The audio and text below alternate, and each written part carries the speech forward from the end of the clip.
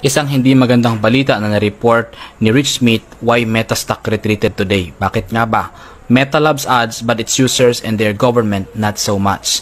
Nakakalungkot isipin na ang shares of social networking star Meta platform Meta drops down to negative 3.66%. Apektado ang kanilang annual revenue na 97.5% at dahil dito nagkaroon ng report na maraming shareholders ang nagbaback out sa pagbibigay ng revenue shares on ads sa European Union dahil kinukontra ng gobyerno ang paggamit ni Meta ng mga privacy o mga data information ng mga tao, lalo na sa paggawa ng content at kung ano-ano pa. At dahil dito, maraming shareholders ang nag-back out at apektado ang kanilang revenue.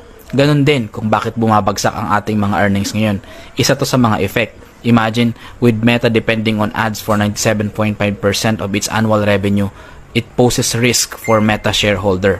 At dahil bumabagsak nga at apektado rin tayong mga pinapasahod ni Meta dahil bumagsak ang kanyang earnings. At dahil dito, nakuha natin ang report na to mula sa Motley.com kung saan sila ang nag-release ng news na to na isang dating advertising ni Meta. So isa tong mahabang usapin. Puntahan nyo na lang ang Motley Full kung saan naandyan po ang buong detalye kung bakit bumaba ang shareholders ni Meta sa ads.